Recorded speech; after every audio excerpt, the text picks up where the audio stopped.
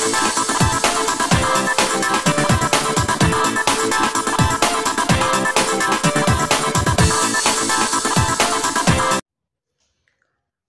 jumpa lagi kita dengan Cak Ompong. Bagaimana Bapak Ibu sekalian serta para sohibulane? Tentu dalam keadaan baik. Hasil temuan para politikus warung kopi, ini membahas masih seputar hari ulang tahun Partai Golkar.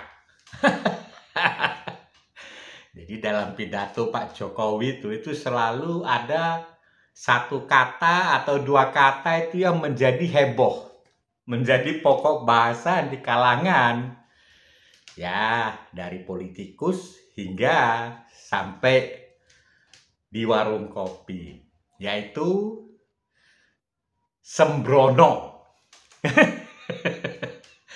Jadi kalau diartikan sembrono ini sebetulnya sembarangan ya. Jadi pesan Pak Jokowi hendaknya dalam pendeklarasian calon presiden itu janganlah sembrono. Nah, itu disampaikan pada saat hari ulang tahun Partai Golkar yang ke-58. Lalu pertanyaannya, ya, partai atau koalisi partai apa yang sudah mencapreskan? Ya, seperti kita ketahui, baru Partai Nasdem ya. Jadi 3 Oktober yang lalu Partai Nasdem mendeklarasikan seorang Anies Baswedan untuk maju sebagai bakal calon presiden. Sekali lagi, Cak Ompong ulangi, bakal calon presiden. Kenapa kok disebut bakal? Ya karena Partai Nasdem sendiri belum mempunyai koalisi, artinya suaranya untuk mencapai presidensial threshold, itu belum tercapai. Nah, sehingga dia harus berkoalisi dengan partai lain, yaitu bisa Demokrat dan PKS. Tapi hingga detik ini, itu juga masih, ya istilahnya orang Medan itu masih banyak cincong-cincongnya, dan masih belum ketemu titik temunya. Oke, kenapa sembrono? Nah, ini sembrono ini seperti tadi saya sampaikan sembarangan. Jadi kalau seseorang ingin membuat kue misalkan, nah itu tentu dia akan memilih bahan baku, ya, raw material yang memenuhi spesifikasi. Ya contoh kalau membuat bolu ya harus tepungnya bagus, menteganya bagus, telurnya juga bagus, jangan ada yang busuk ya kan. Lalu aroma yang dipilih juga bagus. Nah, demikian juga capres. Jadi sembrono ini bisa dari raw materialnya, dari calon presidennya, dan bisa juga sembrono dalam hal si pemilih yang sembrono. Artinya dia sudah tahu itu berbahan baku jelek, kok ya tetap dipilih. Itulah indikasinya sembrono. Nah, kalau yang baru kita ketahui Anies Baswedan sebagai capres, Cak Ompong ingin melihat, ya. Jadi kita hubungkan dengan kata-kata sembrono. Apakah Nasdem memilih Anies itu sembrono atau Aniesnya sendiri? Ya tadi berbahan baku sembrono, tidak memenuhi spesifikasi ya sebagai capres idaman. Nah, kalau kita lihat seorang Pak Anies itu pernah dia maju ikut konvensi ya capres melalui Partai Demokrat saat itu. Lah itu kemudian gagal, lalu bergabung menjadi tim suksesnya Jokowi. Nah, karena kemenangan Pak Jokowi, mungkin beliau juga mendapat kursi menteri, yaitu pada saat itu Menteri Pendidikan dan Kebudayaan. Nah, hanya berumur 2 tahun ya, tahun 2014 sampai 2016, Anies Baswedan termasuk salah seorang yang di-reshuffle dalam kabinet Jokowi JK. Nah, tahun 2017 ya, Pak Anies maju ya dengan sponsor utama Gerindra, Yusuf Kala, dan partai PKS ya. Nah, memenangkan kompetisi pilkada di DKI. Nah, kita coba bahas sedikit mengenai saat dia menteri. Nah, saat menteri, nah itu ditemukan ada ya kelebihan anggaran. Dan kelebihan anggarannya itu tidak main-main, 23T. Ya untung aja Ibu Sri Mulyani itu melihatnya secara detail, kalau tidak ya lewat. Nah itu pada saat itu memang sempat geger ya. Kenapa kok bisa membuat anggaran aja sampai melebihi 23 triliun. Nah begitu maju di pilkada DKI Jakarta, lah itu sejarah kelam bangsa Indonesia khususnya Jakarta, di mana pada saat itu benar-benar terjadi keterbelahan ya, memang mengerikan pada saat itu, mengerikan sekali ya. Disinilah kepiawaian politiknya Jokowi. Nah, sehingga ya Anies dinyatakan menang dan Ahok masuk penjara. Tapi itu memberikan kesan bahwa kompetisi ya pilkada di DKI itu sangatlah tidak sehat. Sangat tidak sehat. Politik identitas itu dimainkan. Oke.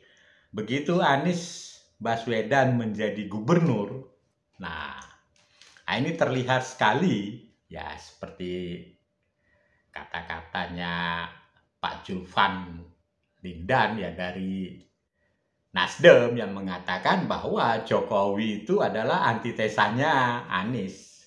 Nah, itu kita lihat bagaimana konsep pembangunan Anies Baswedan yang sudah tidak lagi mengikuti ya gubernur sebelumnya yaitu Jokowi dan Ahok.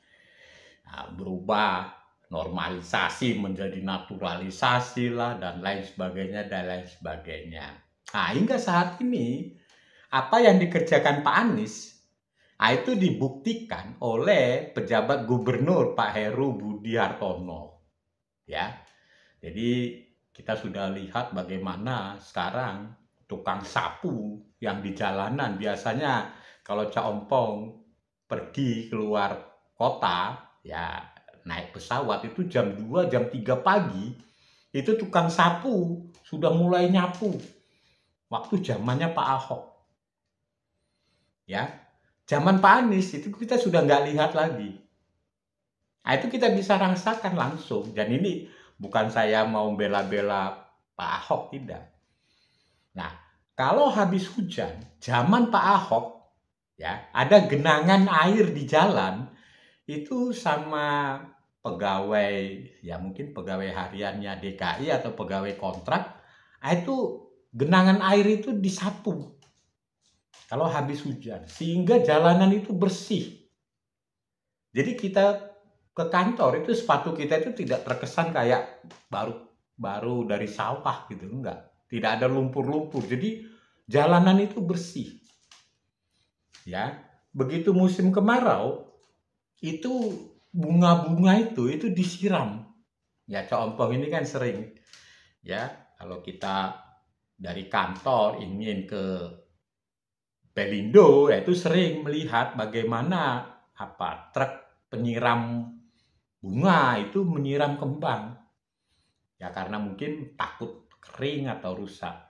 Nah, begitu zamannya Pak Anies, apa yang sudah ditanam Pak Ahok, kembang-kembang yang sudah bagus itu mati layu semuanya. Dan memang kelihatan sekali perubahannya. Ya, dulu sungai-sungai itu anak kecil kalau musim hujan itu mandi di sungai. Ya, jadi biasanya kan bersih langsung itu. Nah ini dia mandi-mandi di sungai anak-anak kecil itu. Sekarang tidak berani, sampah semua. Ya, sehingga apa yang dilakukan Pak Heru beberapa hari ini kita bisa saksikan itu tadi, tukang sapunya mulai aktif lagi, pengerukan ya waduk dan sungai itu dilakukan dan luar biasa banyaknya sampah. Jadi memang kalau kita perhatikan ya Anies ini hanya ahli tata kata. Ya, untuk orang-orang yang berpikir rasional dan logikanya main, sosok seperti Anies ini nggak laku. Ya, nah sosok seperti Anies ini cocok bagi orang-orang yang doyan mendengar kata-kata indah tanpa melihat hasil. Tapi bagi orang yang kepingin melihat hasil kerjanya Pak Anies, nah itu tidak senang. Ya, jadi apa yang dilakukan pejabat gubernur saat ini itu membuktikan bahwa memang kinerja Anies itu tidak bagus. Yang pertama. Yang kedua, apa yang sudah dikerjakan oleh pendahulu-pendahulunya, nah itu tidak dilanjutkan. Sehingga timbul pertanyaan. Ya, proyek-proyek infrastrukturnya Pak Jokowi, ya ibu kota negara itu proyek-proyek besar semua. Nah, sehingga diharapkan siapapun presiden yang terpilih itu diwajibkan dalam tanda kutip meneruskan semua pembangunan ini. Jadi bukan lagi memulai dari nol, dilanjutkan. Nah, Anies tidak begitu. Jadi ada kesan bahwa Anies itu memang ya bahasa pasarannya pembangkang, Pak. Nah, sehingga sosok seorang Anies yang mungkin bagi Jokowi tidak masuk kriteria calon presiden. Sehingga Pak Jokowi mengatakan ya hendaknya memilih capres itu jangan sembrono. Ya kan? Jadi kalau ada pepatah mengatakan rubbish in, rubbish out, sampah yang masuk, keluarnya juga sampah. Jadi hendaknya para capres ini memang ya kita menjaring lah capres-capres yang memang benar-benar ya bagus ya, hasil kerjanya bagus, nasionalismenya bagus ya kan. Jadi jangan terkesan tampaknya ya seorang Anies ya sangat nasionalis, tapi sebetulnya ya bahasa tubuh itu nggak bisa ditipu ya. Jadi ya kita harapkan untuk koalisi-koalisi partai lainnya ya capresnya yang bagus-bagus. Tapi itu juga belum tentu pasti kok. Ya bisa-bisa koalisi Anies itu bubar. Karena tadi terlihat sekali tidak atau belum mencapai kekompakan. Masalah cawapres, nah itu masih berdebat siapa. Belum lagi siapa yang mendanai. Ya, jadi memang beda. Kalau Pak Prabowo kan memang ya tadi selain dia langsung yang memang menjadi capresnya, dia juga yang sebagai motornya. Lah kalau Anies kan tidak. Anies partai apa dia? Ya kan? Jadi kalau Nasdem itu lebih kepada ya semacam promotor lah. Promotor dalam artian organizing. Nah, tapi bagaimana menggerakkan ini semuanya itu perlu tanda tanya besar itu. Oke, sampai ketemu lagi kita dengan Cak Empong.